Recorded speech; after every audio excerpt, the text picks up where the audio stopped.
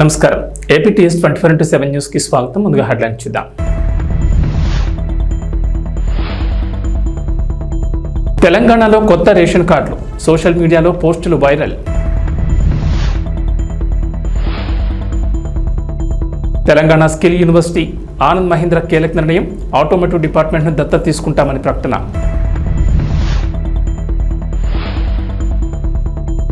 ఏపీలో రేషన్ కార్డులో ఉన్న వారికి శుభవార్త, రేషన్ పంపిణీపై చంద్రబాబు కీలక ప్రకటన, ఎండియు వాహనాలపై నిర్ణయం.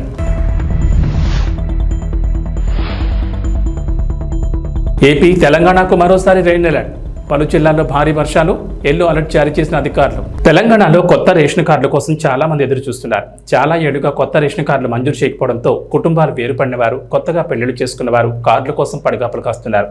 అసెంబ్లీ ఎన్నికల్లో విజయం సాధించి అధికారంలోకి వచ్చిన కాంగ్రెస్ ప్రజాపాలన పేరుతో దరఖాస్తులు స్వీకరించింది. అయితే రేషన్ కార్డులు మాత్రం మంజూరు చేయలేదు. తాజాగా కొత్త రేషన్ కార్డులు జారీ చేయాలని తెలంగాణ కేబినెట్ నిర్ణయం తీసుకుంది.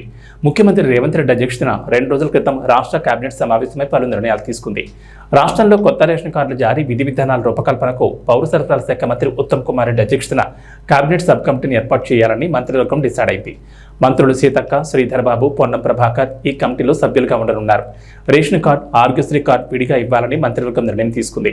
కాగా రేషన్ కార్డుల దరఖాస్తుకు ప్రాసెస్ ఇదేనంటూ సోషల్ మీడియాలో కొన్ని వార్తలు వైరల్ అవుతున్నాయి. కొత్త రేషన్ కార్డుల దరఖాస్తు ప్రక్రియ, వాటి స్టేటస్ తెలుసుకునే విధానం ఇదేనంటూ కొందరు సోషల్ మీడియాలో పోస్టులు వైరల్ చేస్తున్నారు. అయితే ఇది సోషల్ మీడియాలో వైరల్ అవుతున్న పోస్టు మాత్రమే. ప్రభుత్వం నుంచి ఇప్పటి వరకు అప్లికేషన్లకు సంబంధించిన అధికారిక ప్రకటనలు రాలేదు. గతంలో ప్రజాపాలన నుంచి దరఖాస్తులు స్వీకరించారు. కేబినెట్ సబ్ కమిటీ నివేదిక తర్వాత అప్లికేషన్లకు సంబంధించిన పూర్తి క్లారిటీ వచ్చే అవకాశం ఉంది. తెలంగాణలో నిరుద్యోగాన్ని తగ్గించడం, ప్రైవేట్లో యువతకు పెద్ద ఎత్తున ఉపాధి అవకాశాలు కల్పించడమే లక్ష్యంగా తెలంగాణ ప్రభుత్వం యంగ్ ఇండియా స్కిల్ యూనివర్సిటీ ప్రారంభిస్తున్నట్లు ప్రకటించిన సంగతి తెలిసిందే. రంగారెడ్డి జిల్లా ముచ్చెర్లలో ఈ యూనివర్సిటీకి సీఎం రేవంత్ ఇటీవల శంకుస్థాపన చేశారు. మొత్తం 17 స్కిల్ కోర్సులను యూనివర్సిటీలో ప్రవేశపెట్టనున్నట్లు సీఎం రేవంత్ వెల్లడించారు.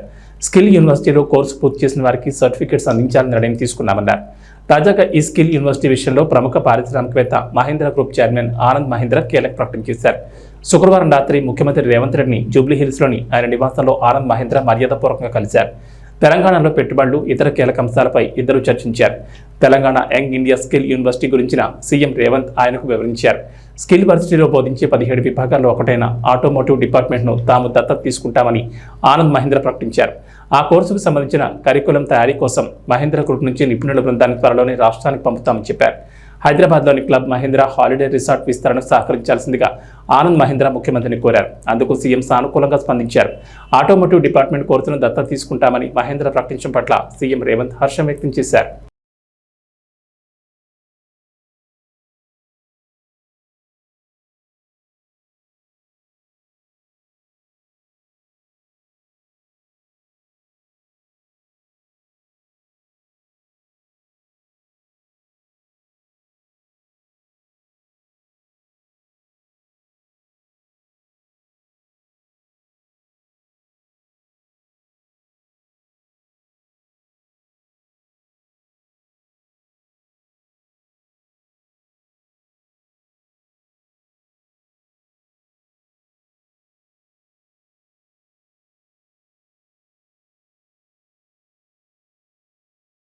ఆంధ్రప్రదేశ్లో రేషన్ కార్డులు ఉన్న వారికి ముఖ్యమంత్రి చంద్రబాబు శుభవార్త చెప్పారు. రాష్ట్రంలో నిత్యావసర వస్తువుల ధరలు నియంత్రణపై దృష్టి పెట్టాలని అధికారులకు కీలక సూచనలు చేశారు. ముఖ్యమంత్రి చంద్రబాబు అమరావతి సచివాలయంలో పౌర సరఫరాల శాఖపై సమీక్ష నిర్వహించారు. ఈ సమావేశంలో ధాన్యం సేకరణ విధానం, రేషన్ బియ్యం సరఫరా, డోర్ డెలివరీ విధానం పనితీరు, నిత్యావసర ధరల నియంత్రణపై ప్రధానంగా చర్చించారు. గత టీడీపీ ప్రభుత్వ హయాంలో రేషన్ షాపుల ద్వారా అనేక రకాల సరుకులు ఇచ్చేవాళ్లమని గుర్తు చేశారు. గత వైఎస్ఆర్సీపీ ప్రభుత్వం వాటిని రద్దు చేసిందన్నారు. అయితే ఆ సరుకుల పంపిణీని పునరుద్ధరించాలని అధికారులను ఆదేశించారు. రాష్ట్రంలో ధరల నియంత్రణ సాధ్యమవుతుందని, వ్యవసాయ, మార్కెటింగ్, పౌర సరఫరాల శాఖలు సమన్వయంతో పనిచేయాలని చంద్రబాబు సూచించారు.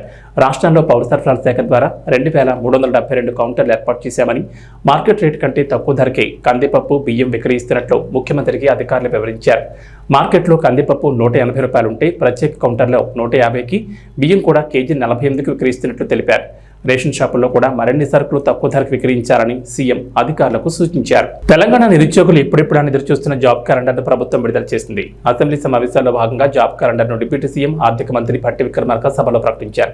అయితే ఇందులో ఉద్యోగాల సంఖ్య ఉండదని ప్రకటించిన భట్టి విక్రమార్క నోటిఫికేషన్ ఇచ్చేటప్పుడే ప్రకటిస్తామని స్పష్టం చేశారు. ఇది కేవలం ప్రకటన మాత్రమేనని, దీనిపై చర్చ ఉండదని భట్టి విక్రమార్క పేర్కొన్నారు. తమ ప్రభుత్వం వచ్చాక టీజీఎస్పీఎస్సీని ప్రక్షాళన చేశామని, కొత్త నోటిఫికేషన్లు ఉద్యోగాల భర్తీకి చర్యలు తీసుకుంటామని వివరించారు. గ్రూప్ 2 పరీక్షను ఆగస్టు 7-8 తేదీల్లో నుంచి డిసెంబర్కు వాయిదా వేస్తున్నట్లు భట్టి విక్రమార్క తెలిపారు. రాష్ట్రంలో అనేక రిక్రూట్మెంట్ ఏజెన్సీలు ప్రభుత్వ ఉద్యోగ నియామకాలు నిర్వహిస్తున్నందున పరీక్షా తేదీల మధ్య కావాల్సినంత సమయం లేకపోవడం వల్ల దరఖాస్తుదారులు ఒత్తిడికి గురవుతున్నారని తెలిపారు. యూపీఎస్సీ మాదిరిగా పరీక్షలు రద్దు లేదా వాయిదాలు అనేవి లేకుండా ఆ సమస్యను నివారించడానికి పరీక్షలకు సరిపడా ప్రిపరేషన్ సమయం ఉండేలా చర్యలు తీసుకుంటామని తెలిపారు. రాష్ట్రం అంతా దశాబ్దాలుగా ఎదురు చూస్తున్నటువంటి నిరుద్యోగ యువతీ యువకుల యొక్క ఆశలను నిజం చేయటం కోసం ఆనాడు కాంగ్రెస్ పార్టీ ఆధ్వర్యంలో మేము ప్రభుత్వంలోకి రాగానే నిరుద్యోగ యువతీ యువకుల ఉద్యోగాలు నియమించే ప్రక్రియని వెంటనే మొదలు పెడతాం. పబ్లిక్ సర్వీస్ కమిషన్ ప్రక్షాళన చేస్తాం. తద్వారా నిరుద్యోగ యువతీ యువకులకి ఎప్పుడు పరీక్షలు జరుగుతాయో తేదీలతో సహా ముందుగానే ఆ క్యాలెండర్ను ప్రకటిస్తాం. తద్వారా జరిగేటువంటి పోటీ పరీక్షల్లో ఇబ్బంది లేకుండా, ఓవర్లాప్ కాకుండా, సమస్యలు ఉత్పన్నం కాకుండా ఉండేటట్టుగా చేస్తామని ఆ రోజు మాటిచ్చాం. దానికి అనుగుణంగానే ఈరోజు కాంగ్రెస్ ప్రభుత్వం, ప్రజాప్రభుత్వం, రాష్ట్ర ముఖ్యమంత్రి రేవంత్ రెడ్డి గారి నాయకత్వంలో ఈరోజు జాబ్ క్యాలెండర్ని మనం చాలా రోజుల నుంచి ఎదురు చూస్తున్నటువంటి జాబ్ క్యాలెండర్కి సంబంధించి ఈరోజు ప్రకటన ప్రభుత్వ తరఫున చేస్తూ ఉన్నాం. అధ్యక్ష, తెలంగాణలో ప్రభుత్వ ఉద్యోగార్థులు ఖాళీలు, నోటిఫికేషన్ల జాప్యం, తరచుగా వాయిదాలు, పరీక్షల రద్దు, ప్రశ్నాపత్రాలు లీక్ అవ్వటం, వేరే పరీక్ష తేదీలు ఒకటే అవ్వటం, వీటి వల్ల చాలా ఇబ్బందులు పడుతూ ఉన్నారు. పోటీ పరీక్షలకు సన్నద్ధం అయ్యే యువతల్లో ఈ సమస్యలు తీవ్రమైన నిరుత్సాహాన్ని కలిగించాయి.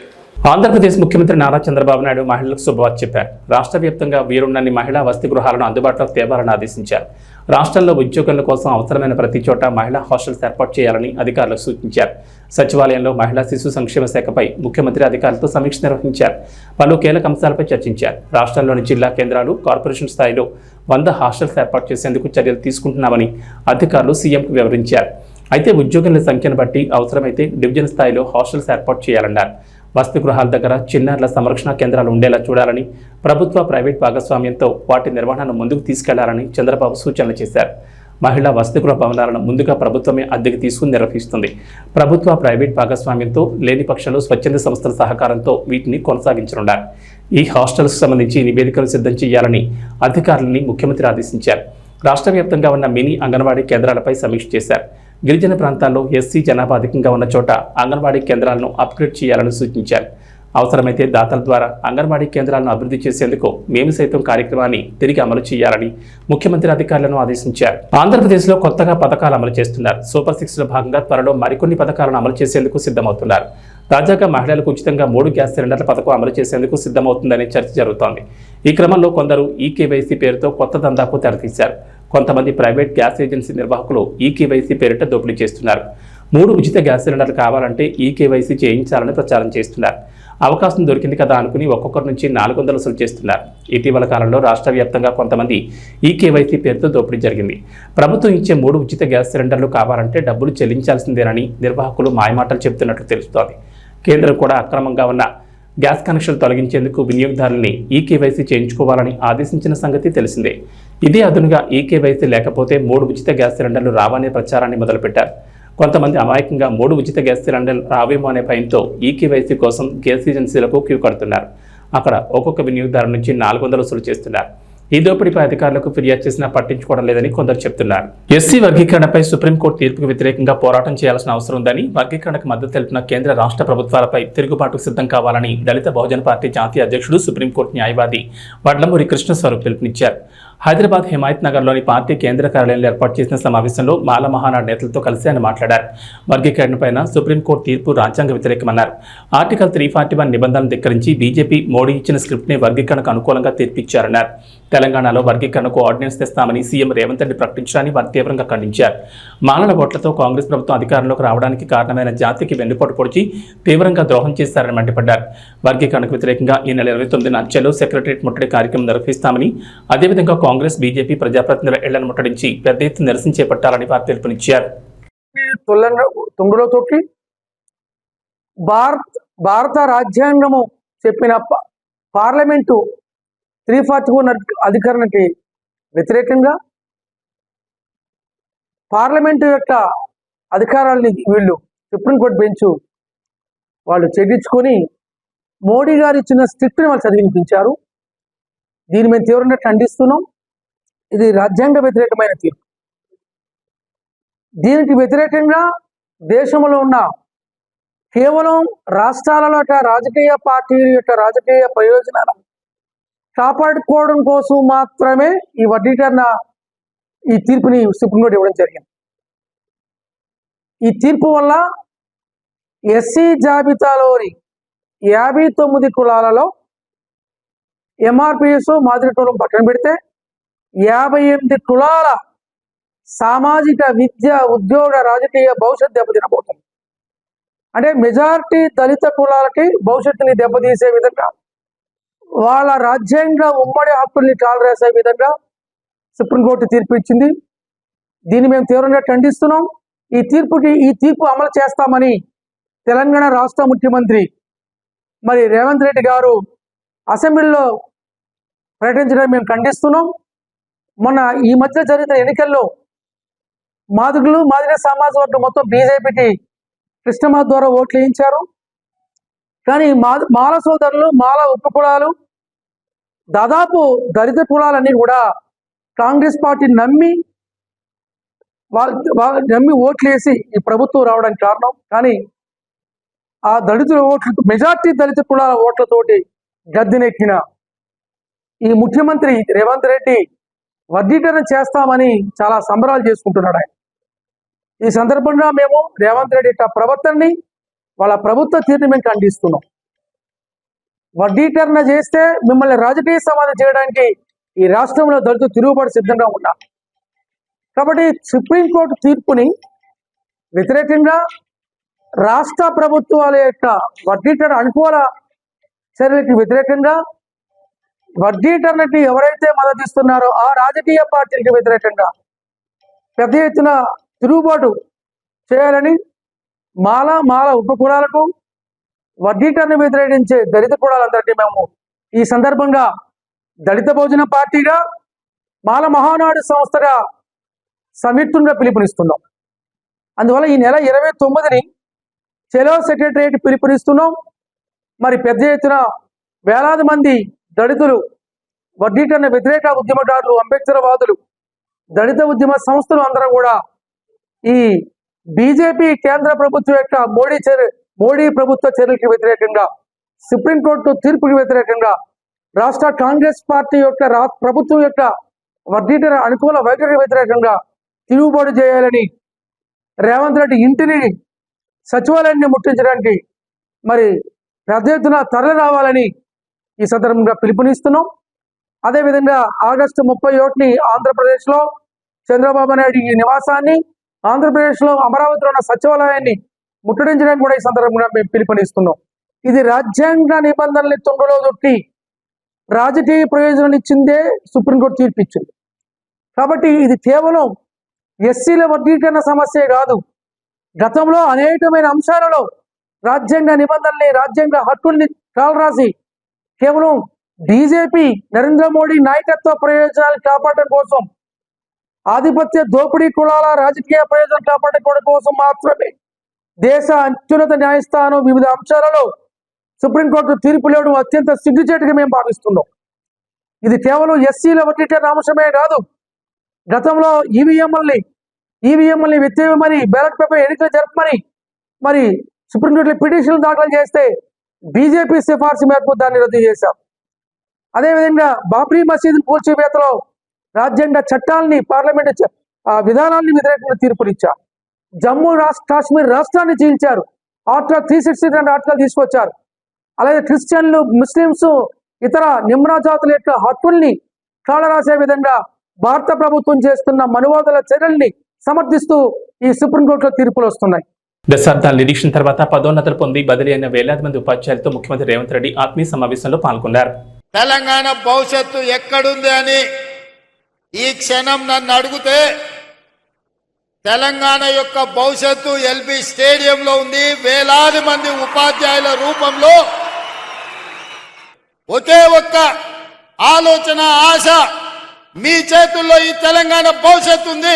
ఇవాళ ఈ తెలంగాణ బలమైన తెలంగాణగా, అభివృద్ధి తెలంగాణగా, ఆర్థికంగా నిలదొక్కునే తెలంగాణగా మార్చాలి అంటే గ్రామీణ ప్రాంతాలలో, తండాలలో, గూడాలలో, మారుమూల పల్లెల్లో ఉన్న దళిత, ఆదివాసి, గిరిజనుల, బీసీ పిల్లలు ఇవాళ చదువుకోవాలి.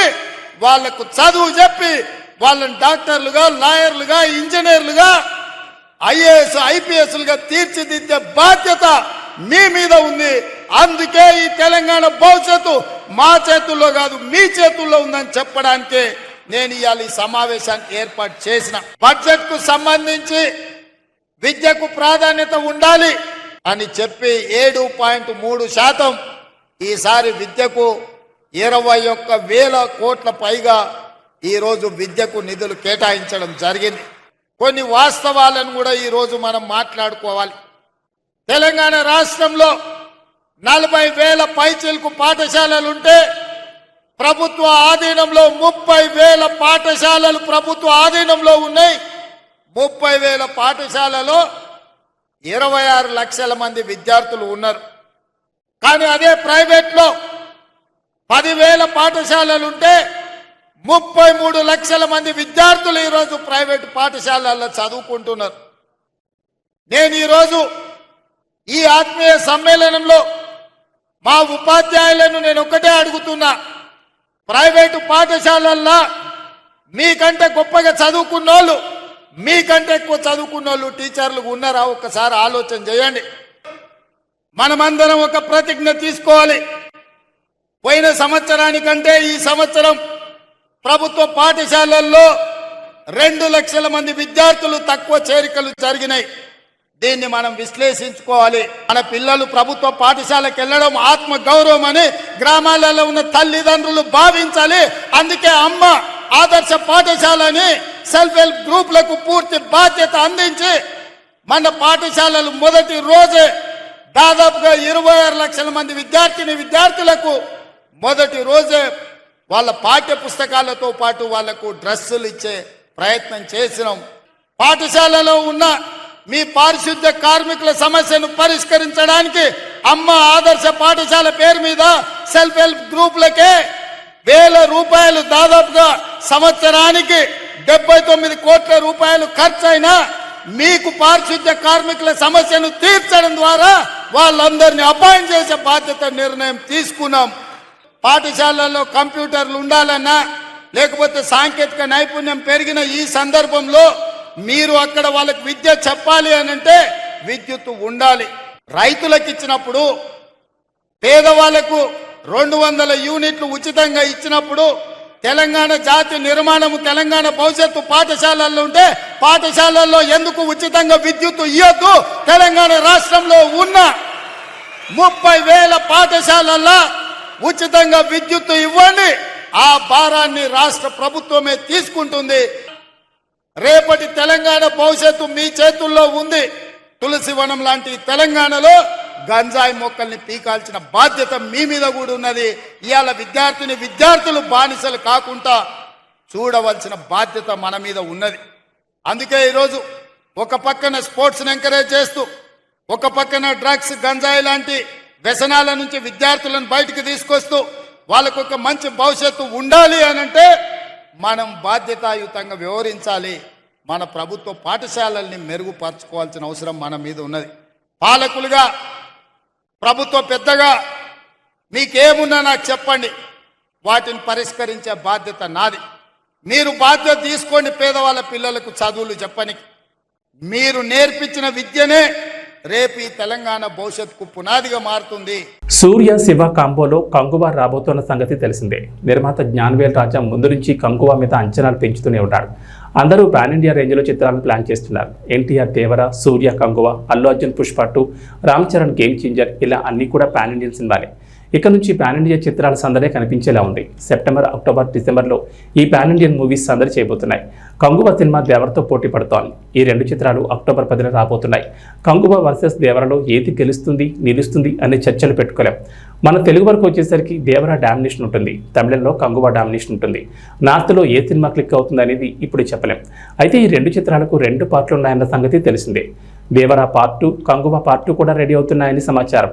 కంగువ మొదటి పార్టీకు పోటీ ఉండొచ్చు, కానీ రెండో పార్టీకి పోటీ ఎవరూ రాలేరని, సినిమా అంత అద్భుతంగా ఉంటుందని, పార్ట్ 1 రిలీజ్ అయ్యాక ఆ విషయం తెలుస్తుందని నిర్మాత కేఈ జ్ఞానవేల్ రాజా చెప్పుకొచ్చారు. నిర్మాత మాటలను చూసి నెటిజన్లు రకరకాలుగా కామెంట్లు చేస్తున్నారు. ఇది కాస్త ఓవర్ కాన్ఫిడెంట్గా అనిపిస్తుందంటూ ట్రోలింగ్ చేస్తున్నారు. మరి ఈ కంగువ నిజంగానే అందరినీ మెప్పిస్తుందా? దర్శకుడు శివ నిజంగానే కొత్త ప్రపంచాన్ని సృష్టిస్తున్నాడా? సూర్య నేషనల్ వైడ్గా ఆకట్టుకుంటాడా అన్నది చూడాలి. సూర్య ఆల్రెడీ ఆకాశం నీ హద్దురా, జై భీమ్ అంటూ నార్త్ ఆడియన్స్ను ఓటీటీలో ఆకట్టుకున్నాడు. ఇక కంగువ అనే సూర్యకు మొదటి పాన్ ఇండియన్ మూవీ కానుంది. ఈ చిత్రం థియేటర్లో ఏ మేరకు ఆకట్టుకుంటుందో చూడాలి. మరి భారత శ్రీలంక జట్ల మధ్య శుక్రవారం జరిగిన 3వ వన్డే మ్యాచ్ టై అయింది. అయితే ఓ దశలో భారత్ ఈజీగా గెలిచేలా కనిపించింది. కానీ అనూహ్యంగా చేతిలో 2 వికెట్లున్నా ఒక్క పరుగు చేయలేక మ్యాచ్ను గెలవలేకపోయింది. ఈ మ్యాచ్లో తొలుత బ్యాటింగ్ చేసిన శ్రీలంక నిర్ణీత 50 ఓవర్లలో 8 వికెట్ల నష్టానికి 230 పరుగులు చేసింది. అనంతరం స్వల్ప లక్ష్యంతో బరిలో దిగిన భారత్ కూడా సరిగ్గా 230 పరుగులకు ఆల్అవుట్ అయింది. ఓ దశలో 230/8తో నిలిచింది భారత్. అప్పటికింకా 15 బంతులున్నాయి. 15 బంతుల్లో ఒక్క పరుగు చేసిన విజయం మనదే. కానీ శ్రీలంక కెప్టెన్ చరిత్ అసలంక వరుస బంతుల్లో శివం దూబే, హర్షదీప్ సింగ్ను అవుట్ చేసి మ్యాచ్ను దూరం చేశాడు. భారత్ గెలవకుండా అడ్డుపడ్డాడు. అయితే అనూహ్యంగా టర్న్ అయి తక్కువ ఎత్తులో వచ్చిన బంతికి శివం దూబే ఎల్బీడబ్ల్యూగా అవుట్ అయ్యాడు. శివం దూబే ప్యాడ్లకు బంతి తగలడంతో శ్రీలంక ఆటగాళ్లు అప్పీల్ చేశారు. కానీ అంపైర్ స్పందించలేదు. ఈ గ్యాప్లోనే శివం దూబే, మహమ్మద్ సిరాజ్లు భారత విజయానికి కావాల్సిన పరుగును కూడా పూర్తి చేశారు. కానీ ఇప్పుడే శ్రీలంక కెప్టెన్ చరిత్ అసలంక అంపైర్ నిర్ణయాన్ని సవాల్ చేస్తూ రివ్యూకి వెళ్ళాడు. రివ్యూలో అవుట్ అని తేలడంతో మ్యాచ్ ఉత్కంఠగా మారింది. కానీ 14 బంతుల్లో ఒక్క పరుగు మాత్రమే కావాల్సి ఉండడం, బ్యాటింగ్లో పర్వాలేదనిపించే హర్షదీప్ సింగ్ స్ట్రైకింగ్లో ఉండడంతో భారత్ విజయంపై ధీమాగానే ఉంది. డ్రెస్సింగ్ రూమ్లో ఉన్న విరాట్ కోహ్లీ, హెడ్ కోచ్ గౌతమ్ గంభీర్లు సైతం గెలిచినట్లే భావించారు. ఇక వాతావరణ విషయానికి వస్తే తెలంగాణలో జూన్ మొదటి వారంలోనే నైరుతి రుతుపవనాలు ప్రారంభం కాగా ఆ నెలలో సరిగ్గా వర్షాలు కురవలేదు. అయితే జూలై 2వ వారం నుంచి తెలంగాణ వ్యాప్తంగా విస్తారంగా వర్షాలు కురుస్తున్నాయి. కొన్ని చోట్ల భారీ వర్షాలు, మరికొన్ని చోట్ల ముసురు వర్షంతో వాగులు, వంకలు పొంగి పొర్లుతున్నాయి. జలాశయాలు నిండుకుండలా మారాయి. ప్రాజెక్టులు జలకళను సంతరించుకున్నాయి. ఈ నేపథ్యంలో రాష్ట్రానికి వాతావరణ శాఖ అధికారులు మరోసారి రెయిన్ అలర్ట్ జారీ చేశారు. తెలంగాణ వ్యాప్తంగా వచ్చే 4-5 రోజులు తేలికపాటి నుంచి భారీ వర్షాలకు ఛాన్స్ ఉందని చెప్పారు. ఇవాళ నిర్మల్, నిజామాబాద్, జగిత్యాల, సిరిసిల్ల, ఆదిలాబాద్, ఆసిఫాబాద్, మంచిర్యాల, భూపాలపల్లి, ములుగు, కొత్తగూడెం, కామారెడ్డి, సిద్దిపేట, మెదక్ జిల్లాల్లో భారీ వర్షాలకు ఛాన్స్ ఉందన్నారు. ఈ మేరకు ఆయా జిల్లాలకు ఎల్లో అలర్ట్ జారీ చేశారు. పలు చోట్ల ఉరుములు, మెరుపులతో పాటు ఈదురుగాలులతో కూడిన వర్షాలు కురిసే అవకాశం ఉందని పేర్కొన్నారు. ఉపరితల గాలులు గంటకు 30 నుంచి 40 కిలోమీటర్ల వేగంతో వీచే అవకాశం ఉందన్నారు. ప్రజలు అప్రమత్తంగా ఉండాలని, అవసరమైతేనే బయటకు రావాలని సూచించారు. అటు ఏపీకి వాతావరణ శాఖ రెయిన్ అలర్ట్ ఇచ్చింది. బంగాళాఖాతంలో పశ్చిమ బెంగాల్కు సమీపంలో శుక్రవారం ఉదయం అల్పపీడనం ఏర్పడింది. వచ్చే 24 గంటల్లో పశ్చిమ వాయు దిశగా పయనించి వాయుగుండంగా మారనుందని ఐఎండీ తెలిపింది. ఈ ప్రభావంతో శనివారం నుంచి ఈ నెల 6 వరకు పశ్చిమ బెంగాల్, జార్ఖండ్, ఛత్తీస్గఢ్, మధ్యప్రదేశ్, ఉత్తరప్రదేశ్, రాజస్థాన్లో భారీ నుంచి అతి భారీ వర్షాలు కురుస్తాయని అంచనా వేస్తున్నారు. ఈ ప్రభావం ఆంధ్రప్రదేశ్పై ఉండదని వాతావరణ శాఖ తెలిపింది. రాబోయే 3 రోజుల్లో రాష్ట్రంలోని పలు ప్రాంతాల్లో తేలికపాటి నుంచి ఓ మోస్తరు వర్షాలు కురుస్తాయని భావిస్తున్నారు. ఏబీ బులెటిన్ విశేషాలు. నమస్కారం.